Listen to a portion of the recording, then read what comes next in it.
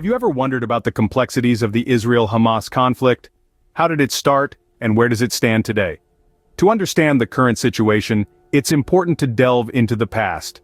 The story begins with the formation of Hamas during the First Palestinian Intifada in 1987, a time of uprising against Israel's occupation of the West Bank and Gaza Strip.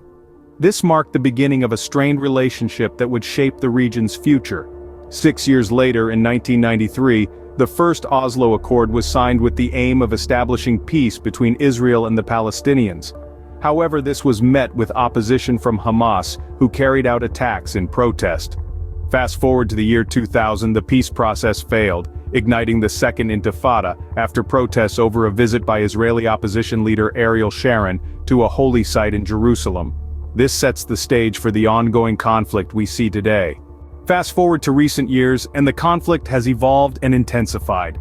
Let's take a step back to 2001. This year marked a significant escalation in the conflict, with Hamas carrying out suicide bombings in Israel, leading to a tragic loss of life. In 2005, Israel made the decision to withdraw from Gaza, leaving it under Palestinian Authority control. However, this didn't bring about the peace that many had hoped for. The following year, in 2006, Hamas captured Israeli soldier Gilad Shalit, triggering Israeli airstrikes and incursions. By 2007, Hamas had taken over Gaza in a brief civil war, ousting Fatah forces. This takeover led to an Israeli military offensive in 2008, resulting in more casualties. The years that followed saw a cycle of violence and retaliation. In 2012, Israel killed Hamas's military chief, leading to rocket fire and airstrikes. Then in 2014, the kidnapping and killing of 3 Israeli teenagers by Hamas sparked a 7-week war.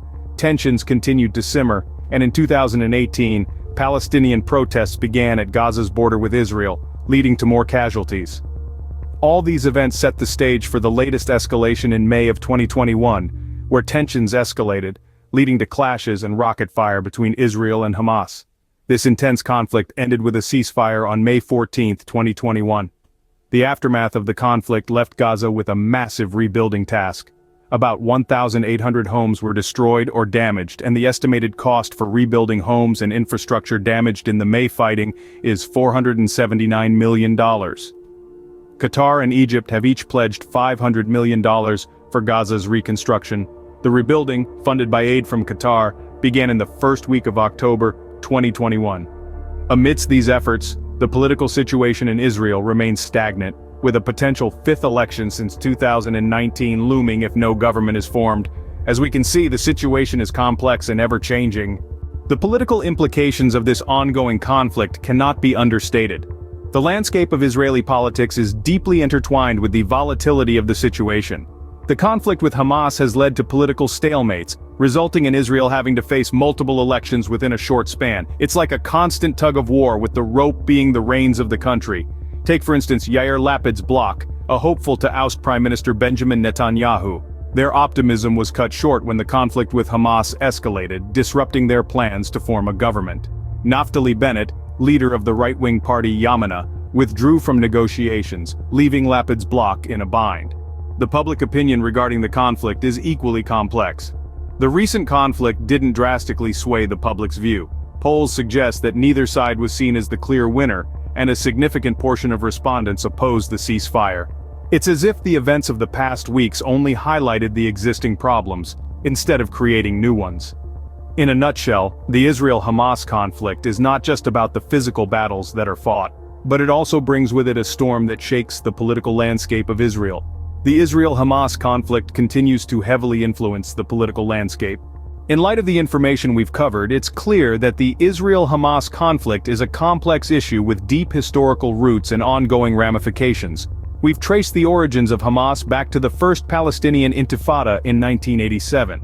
We've explored the failed peace process in the 90s and the subsequent intensification of the conflict.